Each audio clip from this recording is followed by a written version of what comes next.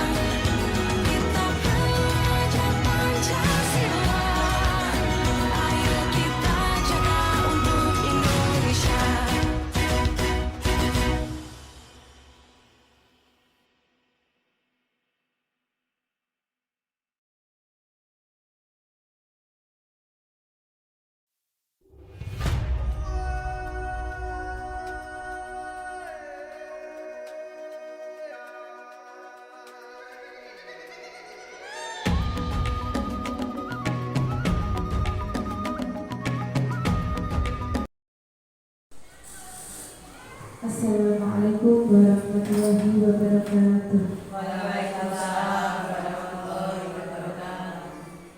Yang saya hormati Ibu Kepala Sekolah SD 1 Wonorejo. Yang saya hormati Ibu Litnaningsih SPD selaku pemateri hari ini. Yang kami hormati juga Bapak Ibu Guru SDN 1 Wonorejo. Puji syukur tidak lupa kita panjatkan kepada Tuhan Yang Maha Esa, yang mana pada kesempatan pagi hari ini kita semua dapat menghadiri acara seminar diseminasi budaya positif modul 1.4 dengan keadaan sehat walafiat tanpa ada halangan suatu apapun. Tidak lupa salawat salam kita tujukan kepada junjungan kita Nabi besar Muhammad SAW yang kita nantikan syafaatnya di yaumul qiyamah nanti. Amin Allahumma amin. Hadirin yang berbahagia, mari kita buka acara pagi hari ini dengan bacaan basmalah bersama-sama. Terima kasih. Mudah-mudahan dengan bacaan basmalah pagi hari ini acara yang akan kita laksanakan dapat berjalan sesuai dengan harapan kita. Amin. Bapak Ibu yang kami hormati, untuk acara yang selanjutnya yaitu menyanyikan lagu Indonesia Raya. Kepada yang bertugas dipersilakan.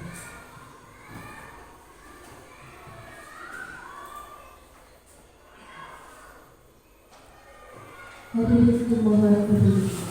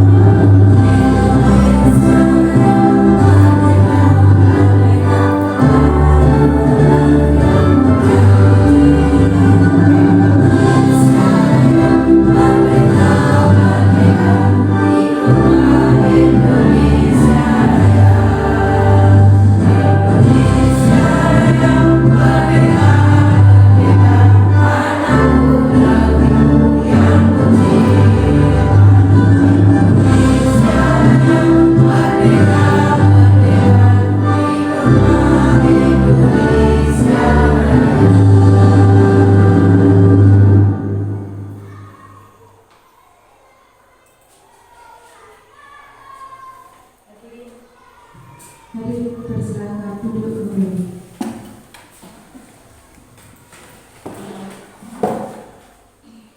Untuk acara yang selanjutnya yaitu sambutan dari Ibu Rutini Tias selaku Kepala SDN 1 Wonorejo. Dipersilakan.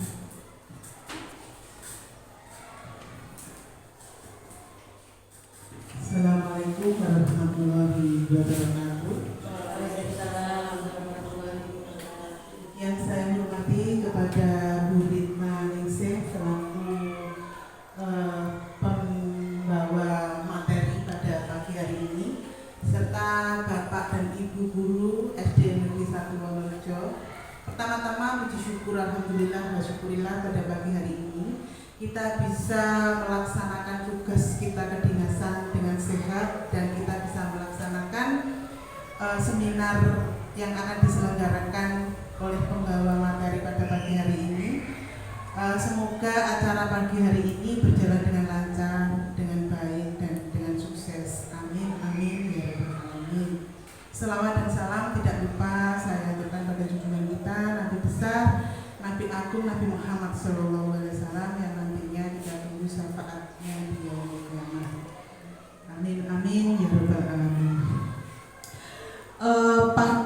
Pada pagi hari ini, Bapak Ibu, bahwasanya seminar yang akan dibawakan oleh Bu Ridna yaitu tentang diseminasi budaya positif dan penerapannya di lingkungan sekolah.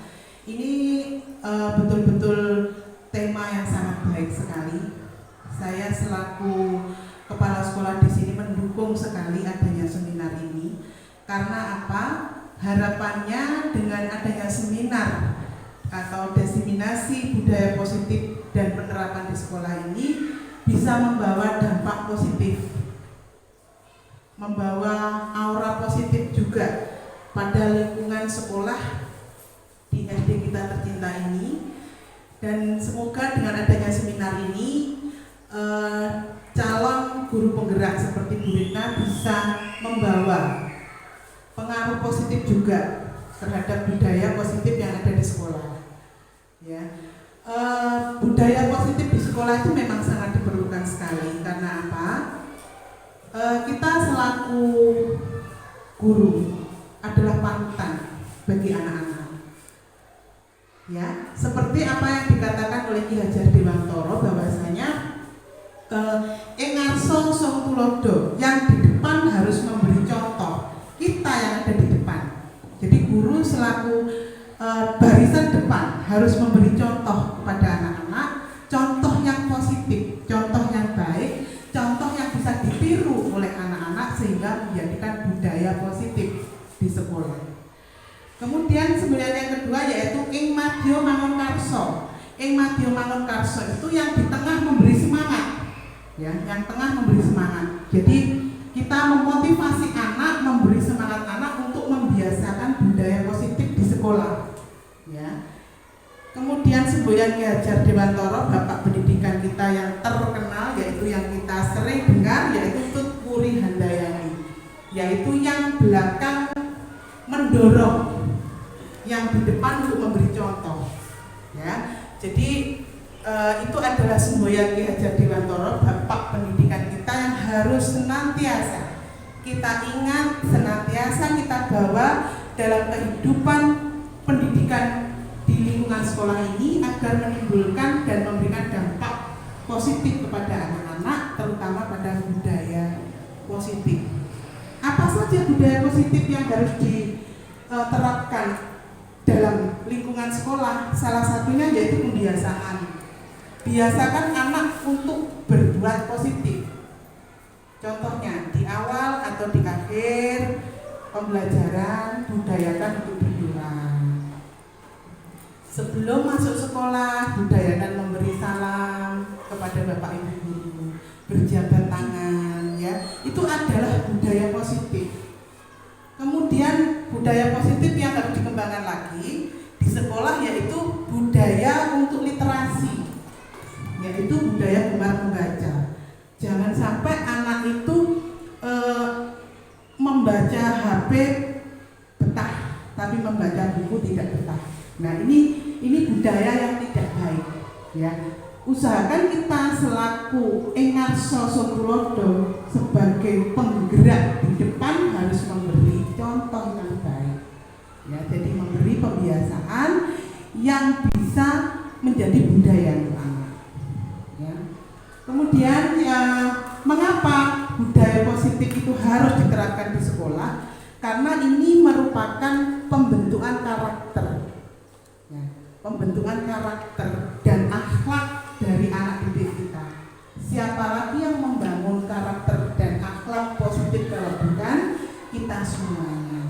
Nah ini bukan hanya unsur di sekolah saja, tapi harus ada kerjasama dengan orang tua dan lingkungan sekitar. Jadi untuk membudayakan hal yang positif kepada anak itu tidak bisa satu unsur saja, pihak sekolah saja tidak bisa, tapi harus bekerja sama dari beberapa sektor terutama lingkungan rumah.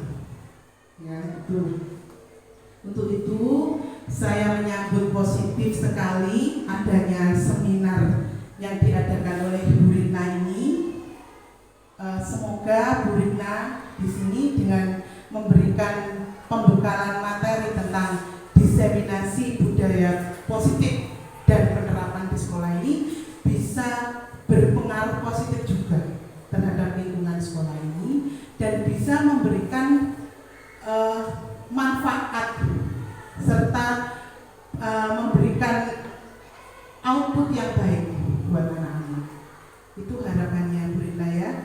Dari sekolah harapannya dengan adanya kegiatan seminar ini, yaitu syarat utama dari calon guru penggerak, dan semoga Bu Rina nanti bisa menjadikan guru penggerak yang betul-betul bisa bermanfaat untuk anak-anak dan bagi sekolah, dan semoga ilmu yang diterima oleh Bu Rina juga bisa bermanfaat dan barokah untuk Bu Rina sendiri. Itu saja yang bisa saya sampaikan. Saya akhiri. Wassalamualaikum warahmatullahi wabarakatuh. Waalaikumsalam.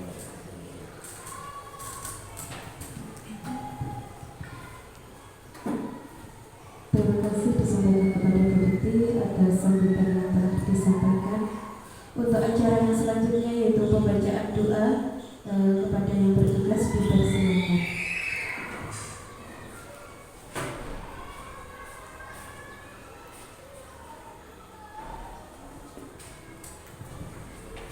Assalamualaikum warahmatullahi wabarakatuh. Waalaikumsalam.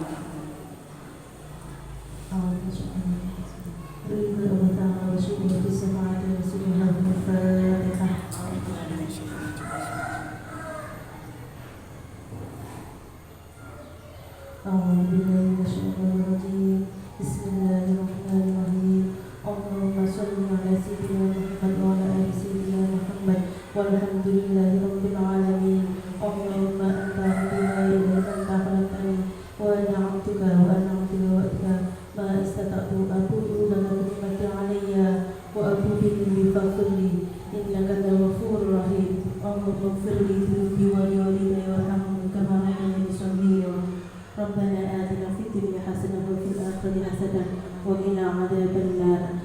Subhanallah amma yasifun wa salamun alal mursalin walhamdulillahi rabbil alamin. Al-Fatihah. Wassalamualaikum warahmatullahi wabarakatuh. Waalaikumsalam.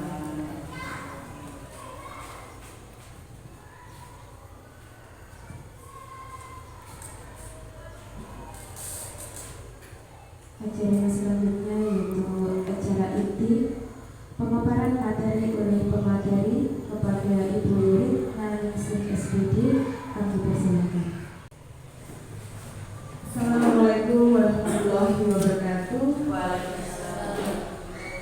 Selamat pagi. Alhamdulillah pada pagi hari ini kita bisa berkumpul di kelas 6 ini di ruang kelas 6 dalam rangka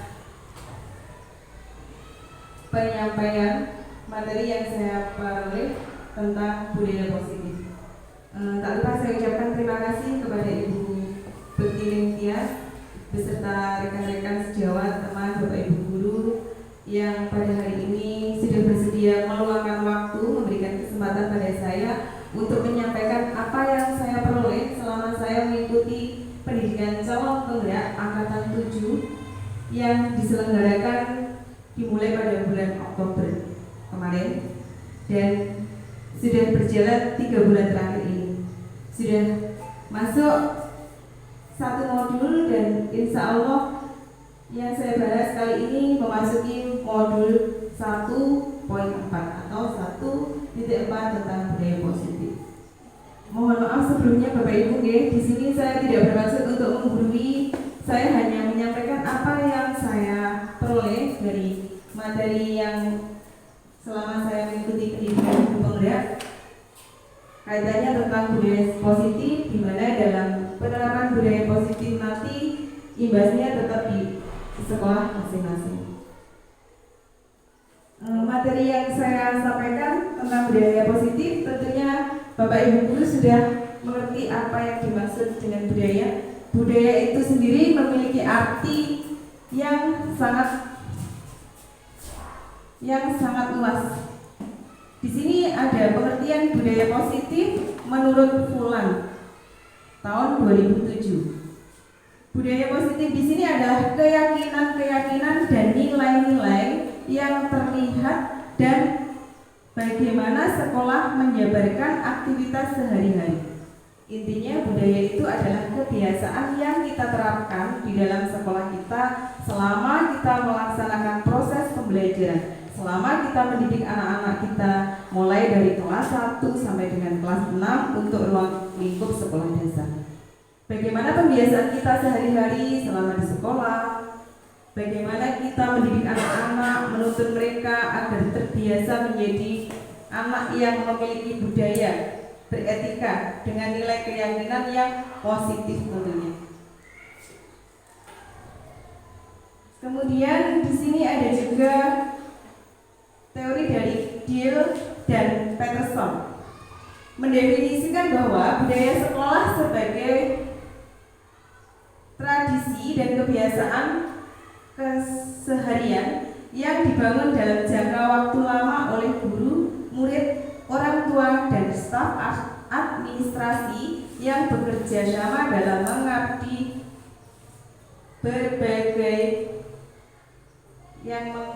berbagai krisis dan pencapaian.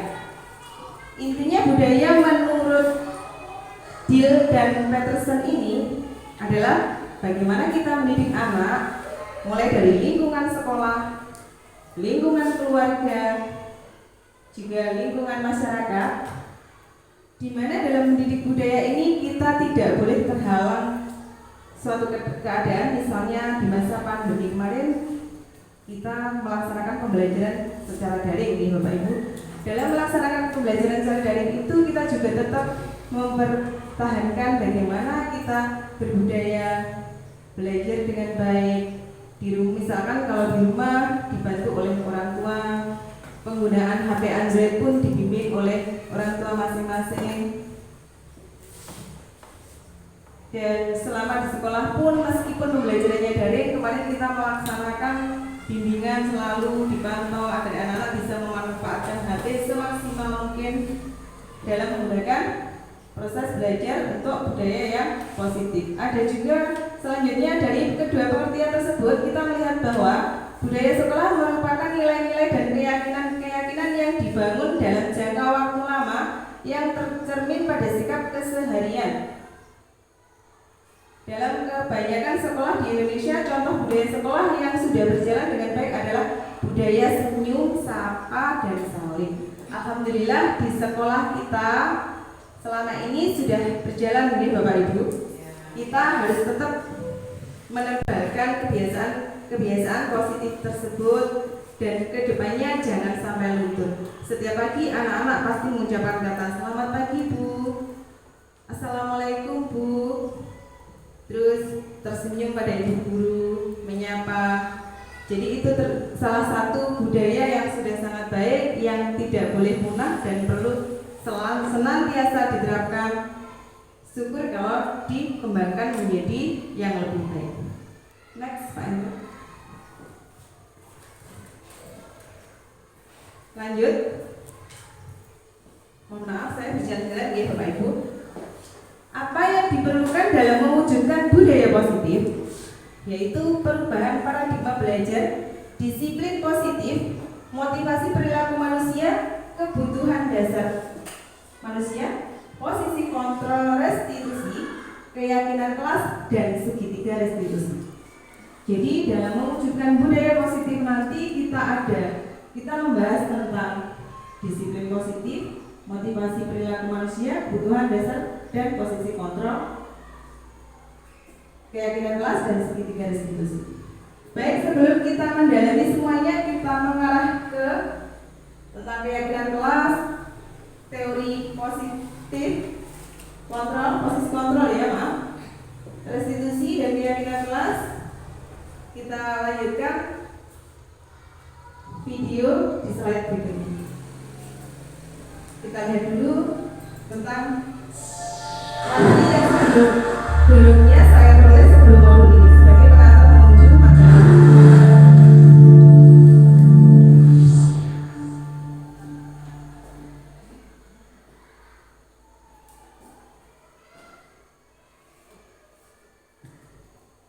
Ini sebenarnya slide presentasi saya pada saat pendidikan, cuman saya ubah ke dalam bentuk video. Jadi mungkin ada suara.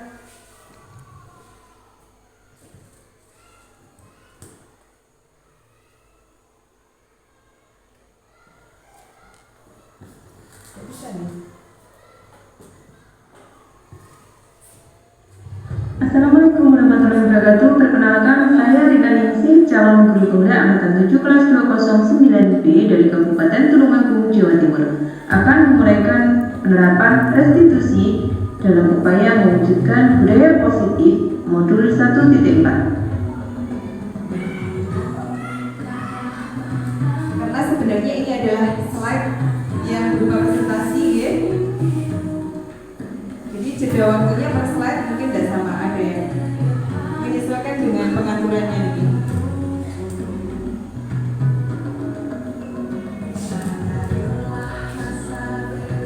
Apa itu Apa itu restitusi? Restitusi adalah proses menciptakan kondisi bagi murid untuk memperbaiki kesalahan, sehingga mereka bisa kembali pada kelompok mereka dengan karakter yang lebih kuat. Dosen 2004. Restitusi juga adalah proses kolaboratif yang mengajarkan murid untuk mencari solusi untuk masalah dan membantu murid berpikir tentang orang seperti apa yang mereka inginkan dan bagaimana mereka harus memperlakukan orang lain. Jackson Gosen 1996. Apa saja langkah-langkah dalam segitiga restitusi? Pertama adalah menstabilkan identitas. Dalam menstabilkan identitas, berdasarkan prinsip membuat kesalahan adalah bagian dari proses pembelajaran.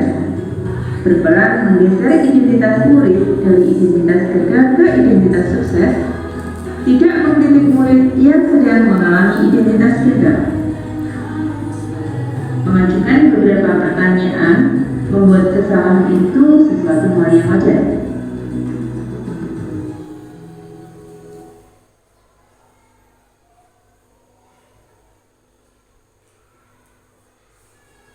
Oke, itu tadi tentang pengertian restitusi. Lanjut materi berikutnya, slide 6. Perubahan paradigma teori kontrol atau ilusi kontrol. Di sini peran guru sebagai pengontrol murid dalam upaya mengarahkan ke hal-hal yang bersifat positif. Kedua, kritik membuat orang merasa bersalah dapat menguatkan karakter.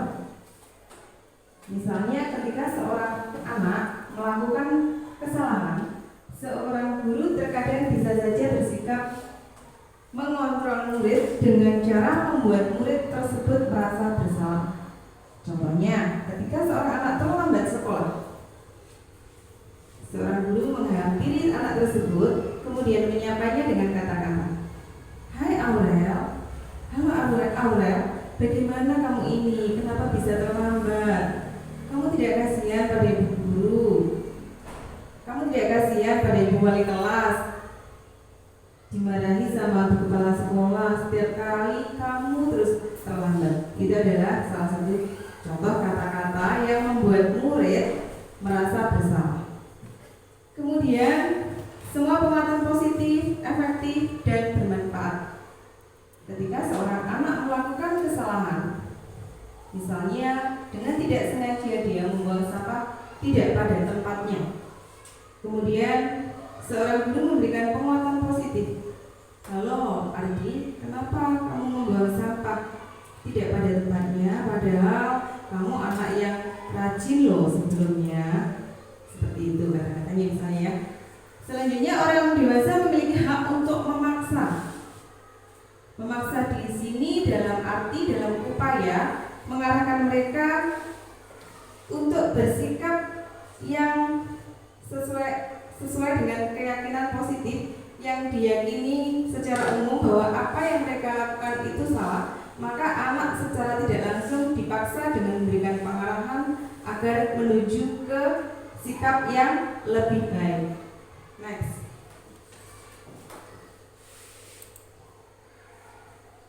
Kemudian ada 5 posisi kontrol seorang pendidik, yakni 1. Posisi sebagai penghukum. Guru sebagai penghukum itu maksudnya ingin memanage, ingin mengarahkan muridnya, menuntunnya agar tidak berbuat hal yang salah. Sebenarnya maksudnya seperti itu ya. Kemudian yang kedua, posisi kontrol pembuat merasa bersalah. Contohnya seperti yang sudah saya uraikan tadi. Aduh, bagaimana kamu ini nak? Kenapa setiap hari terlambat? Kamu tidak kasihan sampai berburu di balik kepala sekolah? Itu salah satu contoh pembuat merasa bersalah. Kemudian ketiga, posisi kontrol sebagai teman.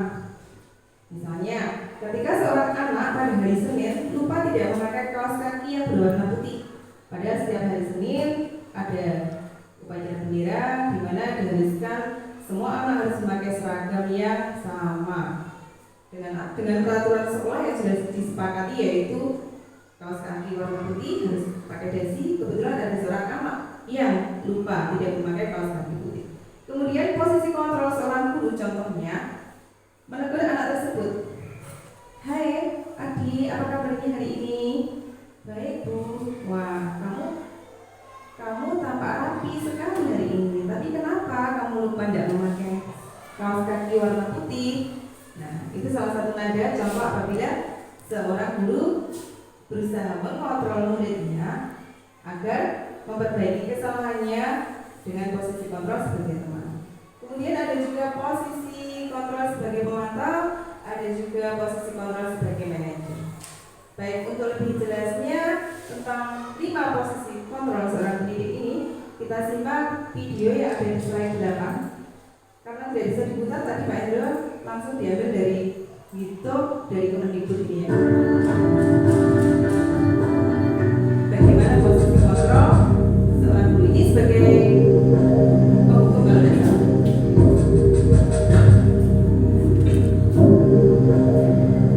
Nan, sini kamu. Selamat pagi Bu. Selalu terlambat. Kamu deh pasti terlambat. Maaf Bu, saya Apa? Apa coba? Alasan kamu apa lagi? Kapan sih kamu tidak terlambat? Malas sekali ya kamu jadi anak. saya Dasar pemalas. Gak kapok-kapok sih kamu. Sudah berapa kali terlambat? Sana, kamu keliling lapangan basket 2 kali. kenapa saya harus keliling lapangan basket Bu? Kenapa? Kamu melawan ibu. Berani-beraninya jawab. Sudah terlambat, masih berani jawab pula. Sekarang, keliling lapangan basket 5 kali sekalian.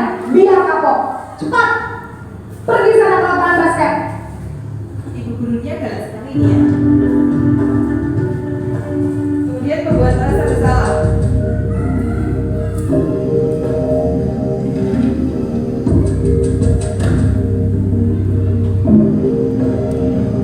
Naren!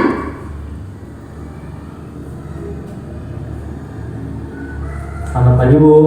Naren. Kamu kenapa terlambat lagi, nak?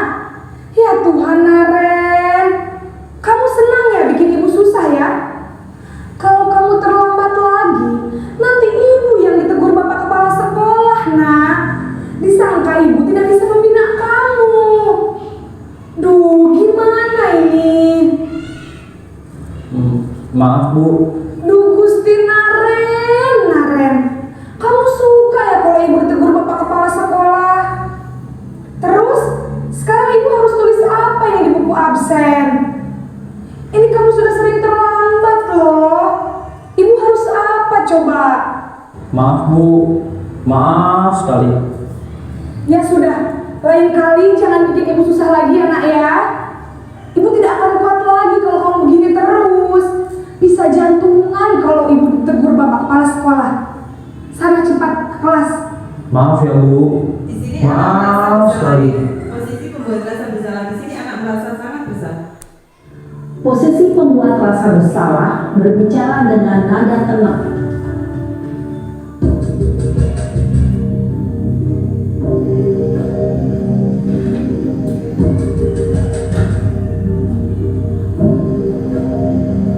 Naren!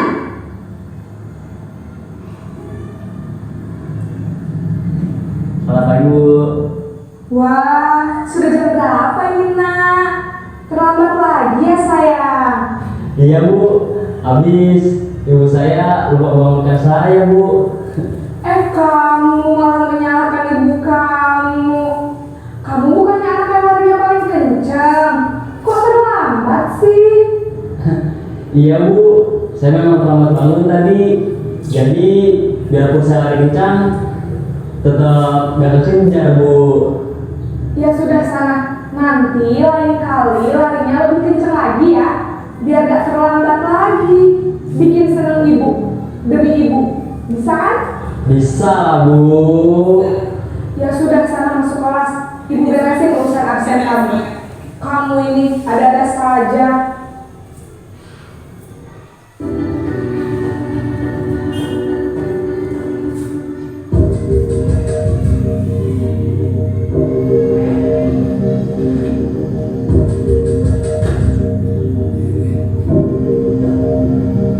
Nan!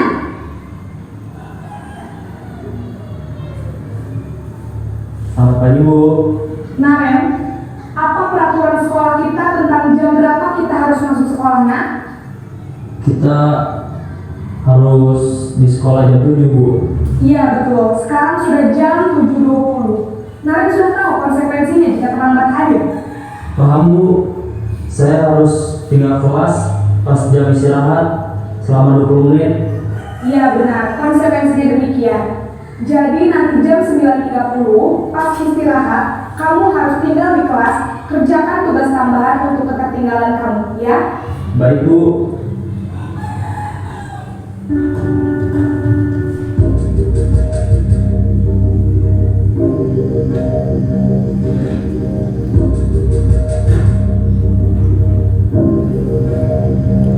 Naren!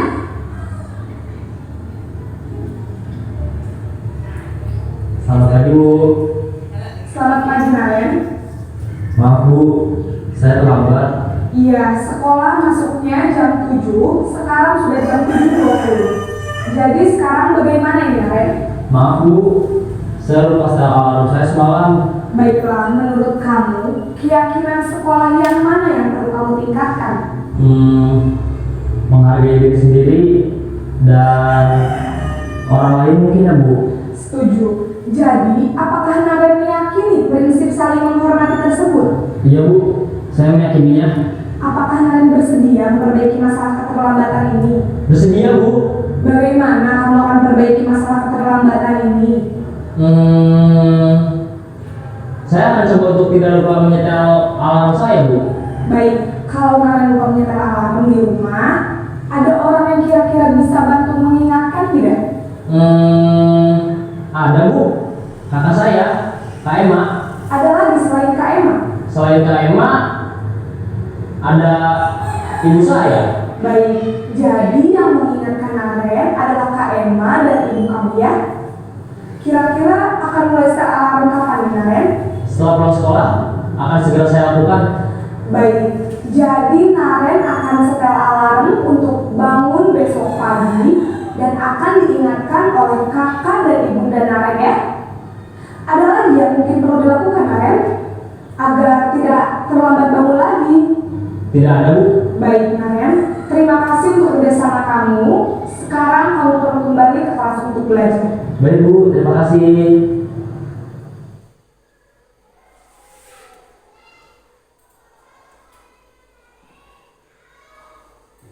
Oke, ya itu tadi beberapa contoh video 5 posisi kontrol kita sebagai pendidik dalam rangka menuntun anak-anak didik kita agar berbudaya positif agar berperilaku dengan karakter yang sesuai dengan pribadi bangsa.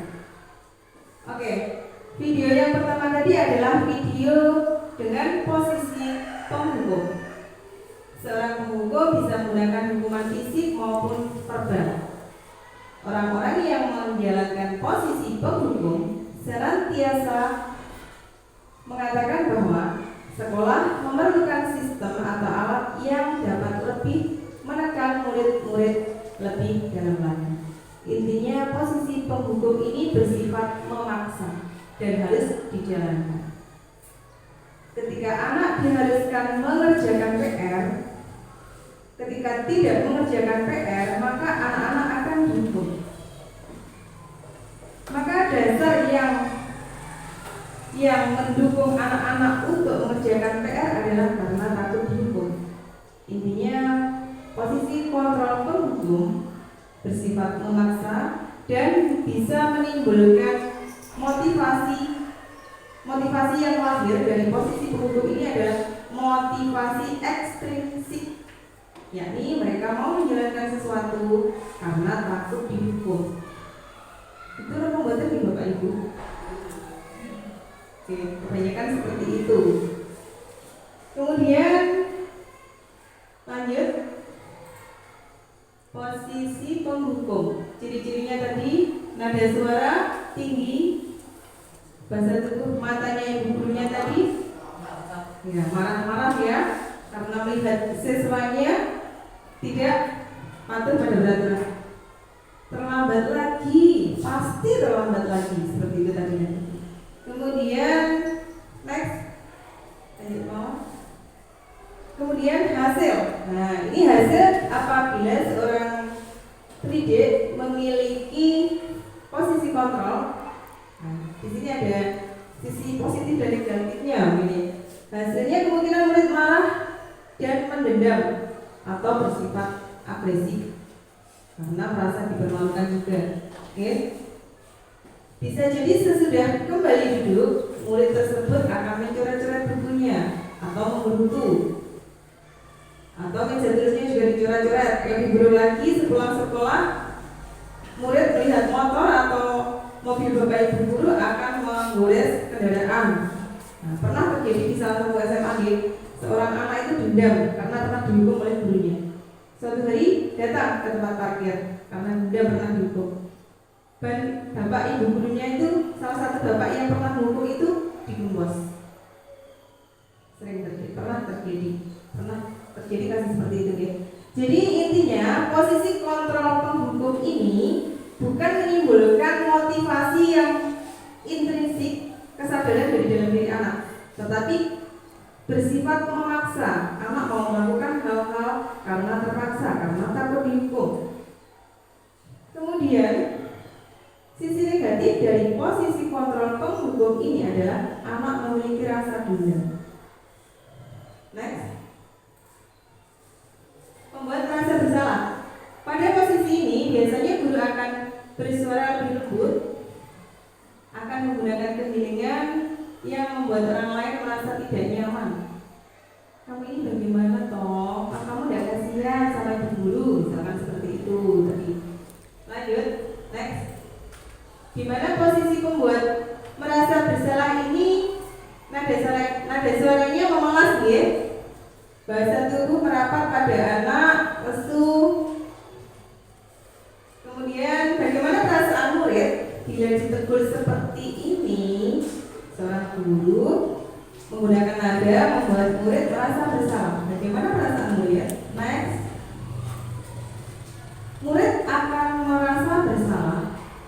Bersalah telah mengecewakan bapak ibu gurunya. Murid akan merasa menjadi orang yang gagal dan tidak sanggup membahagiakan orang lain. Kadangkala sikap seperti ini lebih berbahaya dari sikap penghukum, karena emosi akan tertanam rapat di dalam murid menahan perasaan. Tidak seperti murid dalam dengan guru penghukumnya. Jadi ya perasaannya itu tidak sama gitu. Di mana murid bisa melupakan amarahnya walaupun dengan cara negatif. Murid tertekan seperti inilah yang tiba-tiba bisa meletus amarahnya dan bisa menyakiti diri sendiri atau orang lain. Intinya posisi merasa bersalah, posisi kontrol merasa bersalah ini bisa menumbuhkan rasa minder pada anak, karena anak senantiasa merasa bersalah. Lanjut, next. Posisi kontrol sebagai teman. Guru pada posisi ini tidak akan menyakiti murid, namun akan tetap berupaya mengontrol murid melalui persuasi. Posisi teman pada guru bisa negatif ataupun positif ya. Positif di sini berupa hubungan baik yang terjalin antara guru dan murid. Guru di posisi teman menggunakan hubungan baik dan humor untuk mempengaruhi seorang murid. Mereka akan berkata, ayo bantulah bagi Bapak ya. Ayo ingat tidak bantuan Bapak selama ini. Ya sudah, kali ini tidak apa-apa, nanti Ibu bantu bereskan. Next. Hal negatif dari posisi teman adalah bila suatu saat guru tersebut tidak membantu murid, maka murid akan kecewa dan berkata, saya pikir Bapak atau Ibu teman saya. Itu misalkan ulangan malas berpikir tidak dibantu Bapak Ibunya karena terbiasa dibantu. Posisi kontrol sebagai teman maksudnya seperti itu ya. Kemudian bisa pikir Bapak Ibu teman saya, murid merasa dikecewakan dan tidak mau lagi berusaha. Hal lain yang mungkin timbul adalah murid hanya akan bertindak untuk guru tertentu dan tidak untuk guru lain. Mungkin guru tersebut pernah membantunya, jadi dia tidak mau membantu guru tersebut. Terkadang seperti itu nih. Murid akan tergantung pada guru tersebut. Oke, lanjut. Posisi kontrol sebagai teman. Ciri-cirinya tadi nada suara ramah, akrab, seperti seorang teman, ya. Adi, ayolah, bagaimana sih kamu? Nah, seperti itu. Terus raut wajahnya tersenyum. Kemudian bagaimana perasaan murid dengan sikap guru seperti ini? Next. Hasilnya, murid akan merasa senang dan akrab dengan guru ini, termasuk dampak yang positif. Hanya saja di sisi negatif, murid menjadi tergantung pada guru tersebut. Bila ada masalah, dia merasa mengandalkan guru tersebut untuk membantunya. Akibat lain dari posisi teman, Adi hanya akan berbuat sesuatu bila yang menyuruh adalah guru tersebut dan belum tentu berlaku yang sama dengan guru atau orang lain. Next. Posisi pemantau berarti mengawasi. Seorang guru mengawasi tingkah laku peserta didiknya. Pada saat kita mengawasi, kita bertanggung jawab atas perilaku orang-orang yang kita awasi. Posisi pemantau berdasarkan pada peraturan-peraturan dan konsekuensi dengan menggunakan sanksi atau konsekuensi.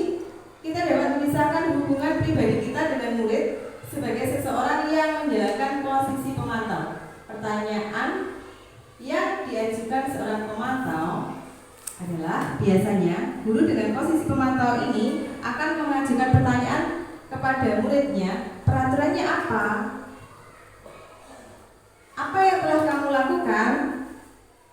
Sanksi atau konsekuensinya apa? Oke, next. Seorang pemantau sangat mengandalkan penghitungan, catatan, data yang dapat digunakan sebagai bukti atas perilaku seseorang. Posisi ini akan menggunakan stiker, slip catatan, daftar, cek. Posisi pemantau sendiri berawal dari teori stimulus respon yang menunjukkan tanggung jawab guru dalam mengontrol murid. Pemantau biasanya memiliki nada suara datar, bahasa tubuh yang formal. Next. Hasilnya, dengan posisi kontrol sebagai pemantau, murid memahami konsekuensi yang harus dijalankan karena telah melanggar salah satu peraturan di sekolah. Guru tidak menunjukkan satu emosi yang berlebihan, menjadi marah atau merasa berbuat salah. Murid tetap dibuat tidak nyaman, yaitu dengan harus tinggal kelas pada waktu jam istirahat dan mengerjakan tugas, misalkan muridnya tidak mengerjakan tugas. Guru tetap harus memantau murid pada saat mengerjakan tugas di jam istirahat karena murid tidak bisa tinggal seorang diri. Ini lebih baik dari posisi yang lain kelihatannya. Oke, next. Kemudian posisi control manager. Posisi terakhir. Posisi ini adalah di mana guru berbuat sesuatu bersama murid, mempersilahkan murid bertanggung jawab, mendukung murid agar dapat menemukan solusi atas permasalahannya sendiri. Seorang manajer telah memiliki keterampilan di posisi teman maupun pemantau, dan dengan demikian bisa jadi di waktu-waktu tertentu kembali kepada kedua posisi tersebut bila diperlukan. Nah, dari 5 posisi kontrol yang kita ulas tadi, yang paling sempurna kita terapkan dalam dunia pendidikan adalah sebagai posisi manajer. Kelihatannya seperti itu. Ya, pembuatan. Karena dalam posisi kontrol manager, di situ anak diajak memecahkan masalahnya sendiri. Misalnya ketika anak terlambat sekolah. Dalam video tadi diulas kenapa anak tersebut terlambat sekolah, bagaimana dia harus menyelesaikan permasalahannya ketika dia terlambat sekolah, apa kendala yang membuat dia bisa terlambat sekolah, kemudian guru mengkomunikasikan dengan anak tersebut, bagaimana cara penyelesaiannya agar anak tersebut tidak terlambat sekolah. Nah, di situ secara tidak langsung anak-anak juga diajak berpikir kritis, yaitu dengan memecahkan masalahnya sendiri. Lanjut. Namun bila kita menginginkan murid-murid kita menjadi manusia yang merdeka, mandiri dan bertanggung jawab, maka kita perlu mengacu kepada restitusi yang dapat menjadikan murid kita seorang manajer bagi diri sendiri. Di manajer, murid diajak untuk menganalisis kebutuhan dirinya maupun kebutuhan orang lain. Di sini penekanan bukan pada kemampuan membuat konsekuensi, namun dapat berkolaborasi dengan murid bagaimana memperbaiki kesalahan yang ada. Jadi setiap kali anak atau siswa kita membuat kesalahan, kita berupaya mencari jalan keluar dengan mengajak anak tersebut bagaimana caranya untuk menemukan solusi apabila menemukan kendala. Ketika seorang anak tidak berhasil menyelesaikan PR atau tugasnya pada materi tertentu, otomatis kita sebagai guru yang memiliki posisi kontrol manager adalah mengetahui dulu apa penyebabnya, kenapa kamu kok tidak bisa memahami untuk materi ini, dan secara tidak langsung kenapa kamu jauh tertinggal. Dan ini berkaitan dengan konsep trisentra pendidikan menurut Ki Hajar Dewantara, di mana pendidikan itu ada di lingkungan sekolah, di lingkungan keluarga, juga di lingkungan masyarakat. Jadi ketika seorang anak sangat jauh tertinggal dalam pelajaran, seorang guru juga perlu berkomunikasi dengan kedua belah pihak, yaitu orang tua. Ini pihak kedua dulu. Kalau di sekolah pihak kedua itu orang tua adalah kita sebagai pendidik. Orang tua pertama adalah ketika di rumah, itu orang tua mereka sendiri. Kemudian guru berkomunikasi dengan para orang tua dari muridnya, mengkomunikasikan bagaimana perkembangan pelajaran yang dilalui oleh anak-anak didiknya. Jadi segala permasalahan itu harus ada komunikasi antara pihak sekolah, keluarga, juga disesuaikan dengan lingkungan yang ada. Oke, lanjut, Bib. Seorang manajer akan berkata apa yang kita yakini. Berarti berkaitan dengan keyakinan kelas. Apa kamu meyakininya? Kamu mau meyakininya? Apakah kamu bersedia memperbaikinya? Apa yang kita yakini? Ketika seorang anak tidak mengerjakan PR, kita tanyakan kepada anak tersebut, apa yang kamu yakini? Bagaimana menurutmu kalau kamu tidak mengerjakan PR itu perbuatan benar atau salah? Ketika anak diajak berpikir, otomatis ditanya, dia sudah menjawab iya bu,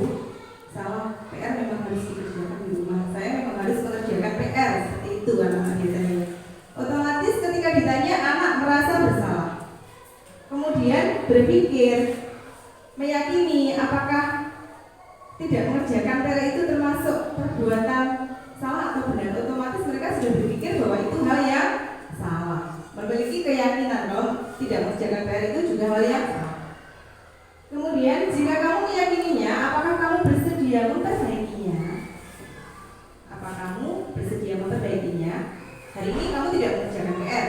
Kemudian besok kamu mau mengerjakan PR apa tidak? Apa masih mau seperti hari ini? Misalkan seperti itu ya. Kemudian apa rencana kamu untuk memperbaiki hal ini? Nah, ini berkaitan dengan kesulitan. Terkadang seorang anak itu tidak mau mengerjakan PR karena dia tidak ada yang membimbing selama di rumah. Saya ketinggalan di materi ini. Di situ kita sebagai pendidik juga perlu memberikan saran kepada anak. Kamu di rumah dengan siapa, Nak? Misalkan dengan ibu. Siapa yang mendampingimu ketika belajar? Ibu. Posisi seorang guru di sini mengatakan, baik kalau begitu, misalkan kalau di rumah dengan ibunya ya, kecuali kalau mungkin tidak punya ibu ditanya, kamu di rumah dengan siapa? Ibu saya kerja di luar kota. Terus ada kakak enggak? Ada. Baik, kalau ada kakak, kakakmu kelas berapa? Kakak saya sudah SMA. Ya, minta bantuan kakaknya yang sudah SMA. Misalnya mengarahkan seperti itu, ya. Oke, lanjut next. Kemudian tugas seorang manajer bukan untuk mengatur perilaku seseorang. Kita membimbing murid untuk dapat mengatur dirinya sendiri. Berarti mengajak anak untuk berpikir tadi, menanyakan keyakinan. Apakah yang dilakukannya sudah benar atau belum? Kalau belum, harus berusaha memperbaikinya. Bagaimana cara memperbaikinya? Berpikir kritis dalam pemecahan masalah di sini. Oke, lanjut. Bisa jadi dalam praktek penerapan disiplin sehari-hari kita akan kembali ke posisi teman atau pemantau.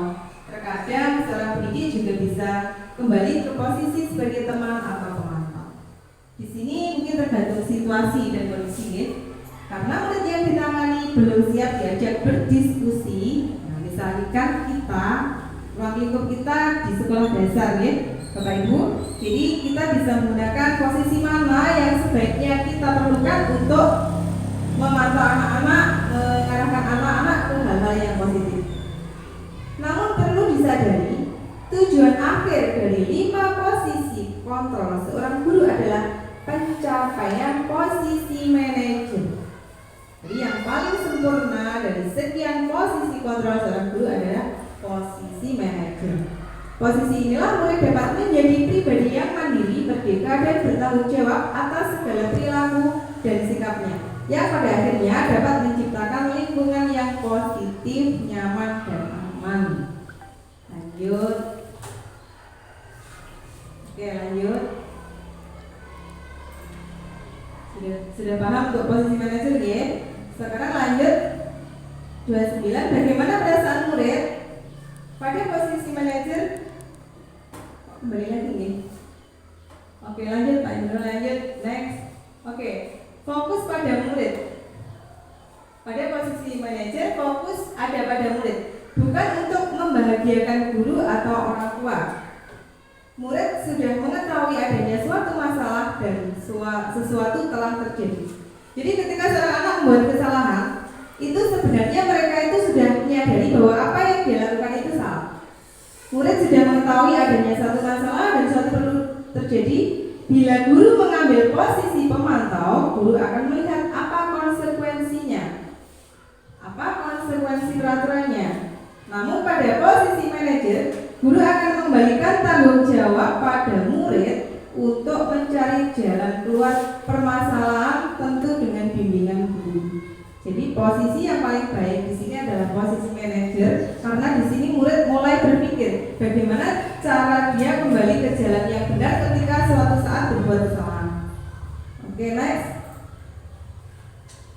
Nah, berkaitan dengan posisi manajer, di situ ada kaitannya dengan stimulus respon. Juga ada teori kontrol. Judulnya ini perubahan paradigma stimulus respon, teori kontrol. Dalam stimulus respon, kita mencoba mengubah orang agar berpandangan sama dengan kita. Namun dalam teori kontrol, kita berusaha memahami pandangan orang lain tentang dunia. Pada stimulus respon, perilaku buruk dilihat sebagai suatu kesalahan. Pada teori kontrol, semua perilaku memiliki tujuan. Orang lain bisa mengontrol saya. Hanya Anda yang bisa mengontrol diri Anda. Saya bisa mengontrol orang lain, Anda tidak bisa mengontrol orang lain. Pemaksaan ada pada saat bujukan gagal. Jadi untuk stimulus respon, teorinya pemaksaan ada pada saat bujukan gagal. Teori kontrol, kolaborasi dan konsekuensi menciptakan pilihan-pilihan baru. Intinya itu yang paling bagus kita gunakan adalah ada dua teori ya, antara stimulus respon dan teori kontrol. Menurut pandangan saya, teori kontrol lebih baik, yaitu hanya Anda yang bisa mengontrol diri Anda sendiri. Satu misal, kita membayangkan di dalam tangan kita ada sebuah benda yang sangat berharga. Ketika benda itu kita lepaskan, mungkin menurut kita benda itu akan terbuang sia-sia. Jadi apa yang kita genggam itu tergantung bagaimana kita mau melepaskannya atau tidak. Itu yang dimaksud dengan teori kontrol ada pada diri kita sendiri.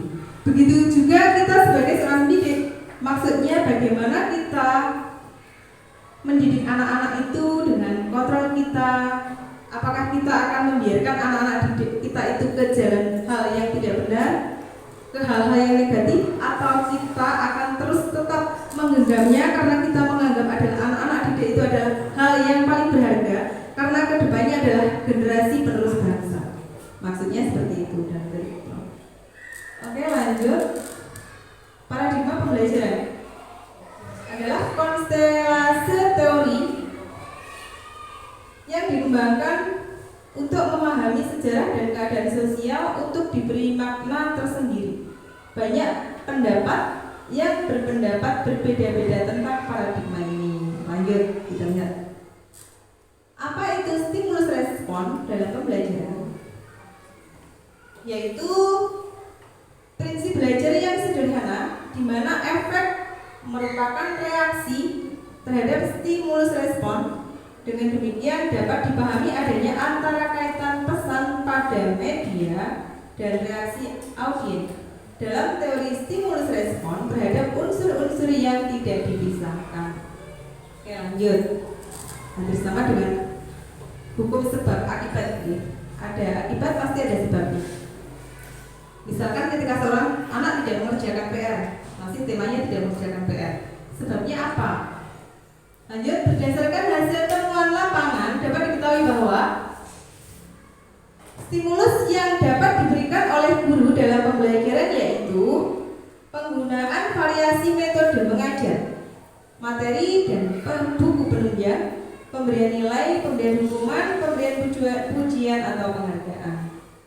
Jadi berdasarkan hasil temuan lapangan ada 4 yang dapat diberikan oleh guru dalam belajar. Oke, lanjut 36.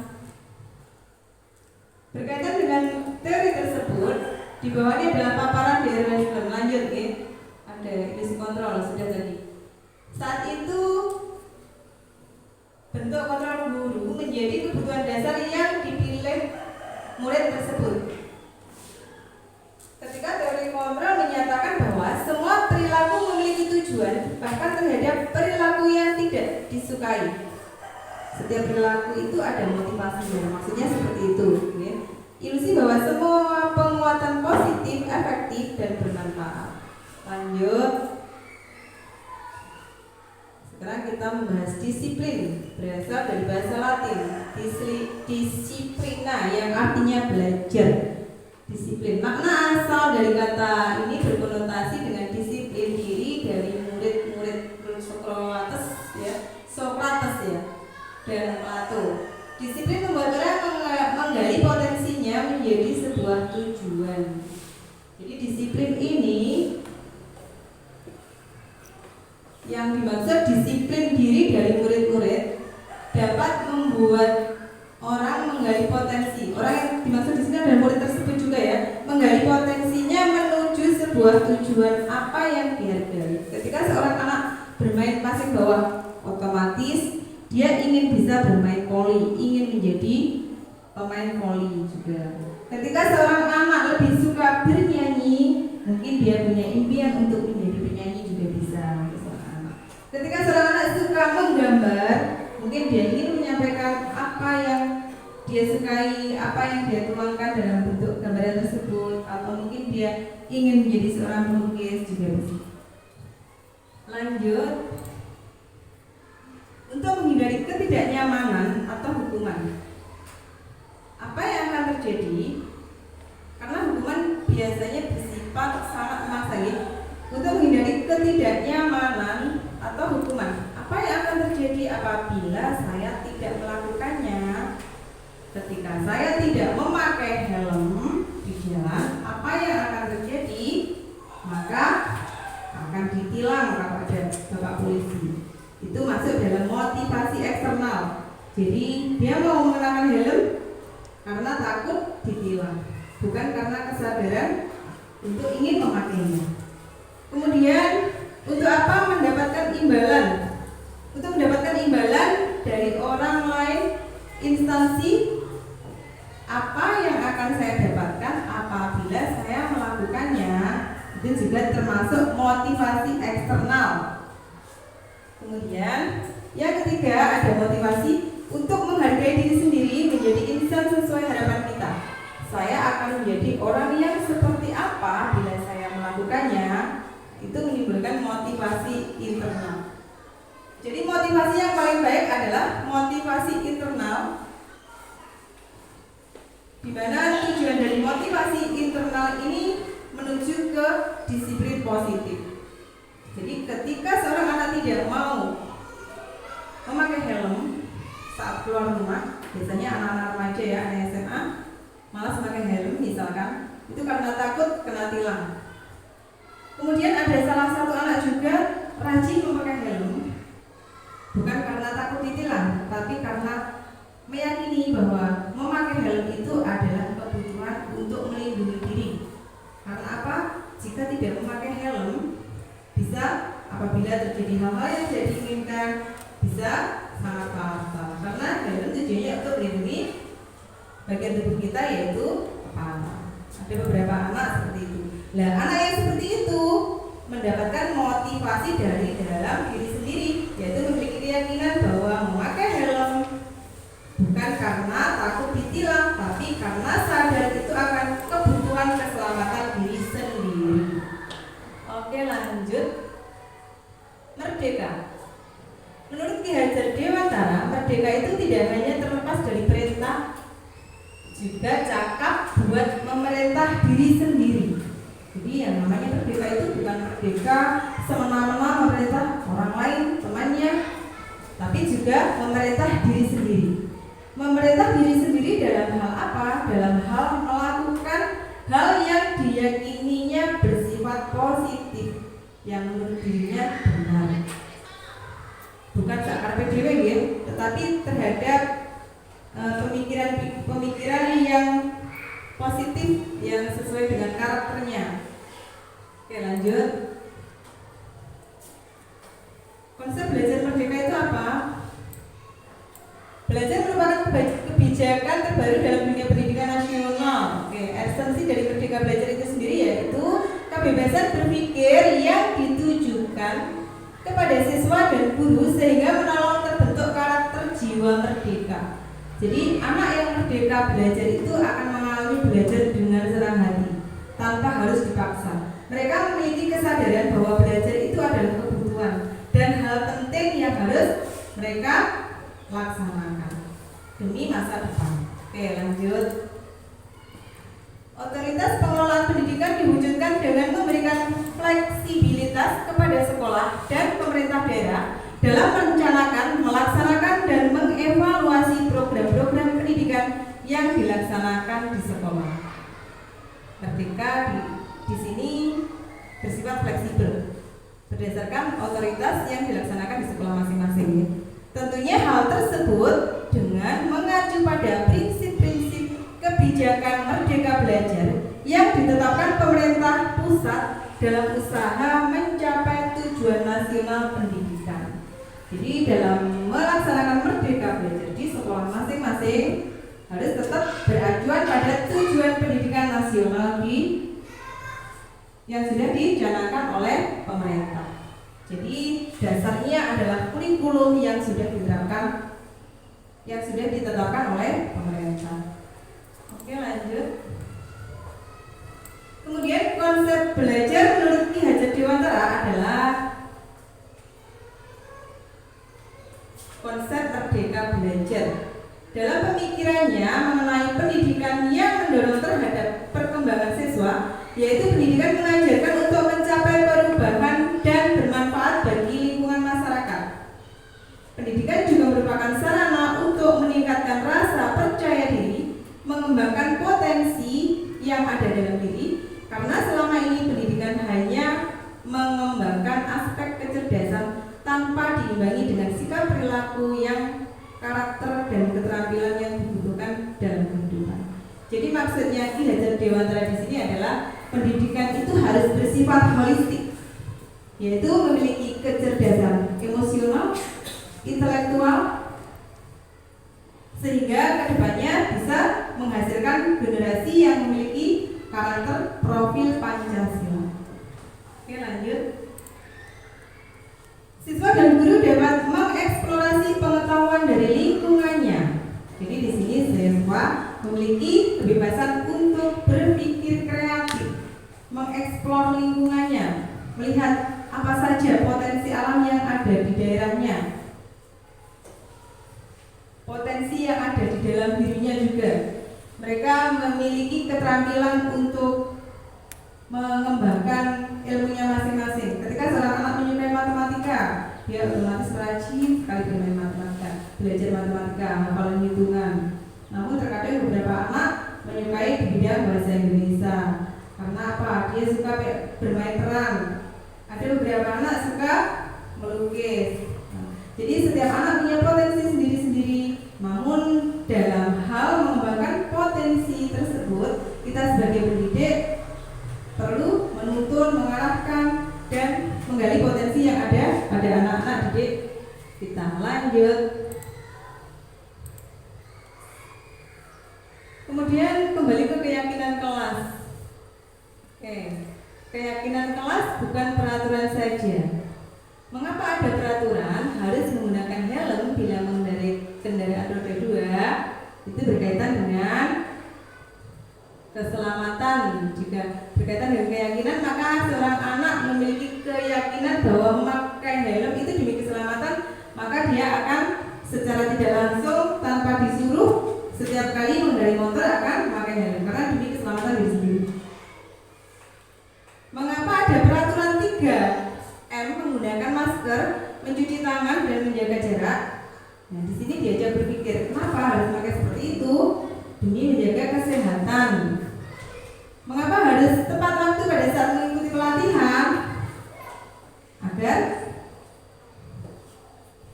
Agar cepat selesai materi yang saya sampaikan, ya, harus tepat waktu.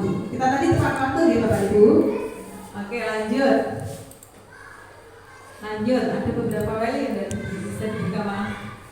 Oke, ini ada beberapa tindakan guru, kemudian hukuman atau konsekuensi. Di sini ada pernyataan supaya tidak mengantuk. Di situ ada yang pertama, seorang guru menyuruh murid mencatat, saya tidak akan terlambat lagi sebanyak 100 kali karena terlambat datang sekolah. Di situ tindakan seorang guru menyuruh muridnya mencatat 100 kali karena terlambat datang sekolah. Itu masuk hukuman. Kemudian karena harus dilakukan, ya, hukuman ini bersifat memaksa, itu masuk hukuman. Kemudian ada seorang guru menyuruh murid lari mengelilingi lapangan basket 2 kali karena terlambat hadir di sekolah. Itu harus dilakukan, berarti contoh hukuman. meminta murid push up sebanyak 15 kali karena sekolah tidak memakai masker. Itu masuk hukuman, sifatnya memaksa. Hukuman itu ciri-cirinya bersifat memaksa, juga menyakitkan. Kemudian meminta murid mengganti kertas tugas teman yang dicoret-coret. Itu masuk konsekuensi berkaitan dengan tanggung jawab apa yang sudah dia lakukan.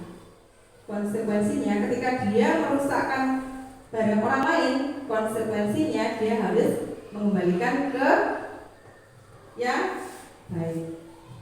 Kemudian meminta murid membersihkan tumpahan air di meja karena tempat minum tersenggol. Nah, itu konsekuensi memperbaiki kesalahan sendiri. Salah sendiri tadi menumpahkan air di meja begitu ya. Konsekuensinya jadi harus dibersihkan sendiri. Berkaitan dengan tanggung jawab konsekuensi. Oke, meminta murid tidak mengenakan sepatu seharian di sekolah karena sepatunya tidak berwarna hitam. Itu termasuk hukuman. Sifatnya mempermalukan murid, tidak boleh pakai sepatu. Kalau di sekolah kita masih banyak ya anak yang malah lebih suka tidak pakai sepatu. Padahal kalau di sekolah-sekolah besar, sekolah kota, mereka itu malu tidak pakai sepatu.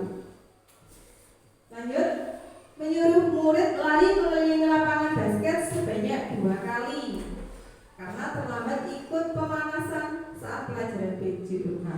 Itu adalah masuk dalam konsekuensi. Di sini pelajarannya PJUK. Dia terlambat dalam pemanasan. Dia salah sendiri tidak bisa tepat waktu. Hukumannya lari sesuai dengan pelajarannya. Itu masuk konsekuensi. Dia harus bertanggung jawab. Demikian tadi materi yang saya sampaikan tentang penerapan budaya positif. Mungkin ada beberapa pertanyaan dari para peserta, dari Bapak Ibu guru, ada masukan, pertanyaan silakan. Tidak ada. Oke, baiklah kalau begitu terima kasih atas kehadiran Bapak Ibu semuanya. Saya akhirnya mohon diri, mohon maaf apabila ada kata-kata yang kurang berkenan. Akhir kata, billahi taufiq wal hidayah. Wassalamualaikum warahmatullahi wabarakatuh. Waalaikumsalam warahmatullahi wabarakatuh. Terima kasih disampaikan kepada Bu Ritna Ningsih selaku pemateri pada siang hari ini. Sungguh materi yang sangat luar biasa yang telah disampaikan oleh beliau tentang diseminasi budaya positif. Memang kita sebagai guru ya wajib untuk menerapkan budaya positif kepada siswa-siswa kita dari kelas 1 sampai kelas 6. Bahkan budaya positif ini harus kita terapkan dari sejak sedini mungkin supaya budaya positif ini bisa melekat pada siswa kita yang nantinya bisa dibawa ke lingkungan masyarakat untuk tetap menerapkan budaya positif yang sudah dihaturkan oleh Ibu pemateri kita hari ini tadi. Kita sebagai guru sekali lagi harus menerapkan dan menekankan sedini mungkin budaya positif untuk bekal putra-putri kita nantinya. Sebelum kita tutup acara pada siang hari ini, marilah kita mengucapkan hamdalah bersama-sama Bapak Ibu. Alhamdulillahirrahmanirrahim. Terima kasih harapan dan doa yang kita harapkan dari ucapan syukur alhamdulillah tadi, karena kita semua sudah diberikan kelancaran, kesuksesan dalam melaksanakan diseminasi budaya positif modul 1.4 hari ini. Bapak Ibu hadirin semuanya, di sini saya selaku moderator pada kegiatan hari ini tidak lupa mengucapkan mohon maaf yang sebesar-besarnya apabila dalam proses kegiatan seminar diseminasi budaya positif hari ini saya ada tutur kata yang kurang berkenan. Akhirul halam, wabillahi taufiq wal hidayah. Wassalamualaikum warahmatullahi wabarakatuh. Waalaikumsalam.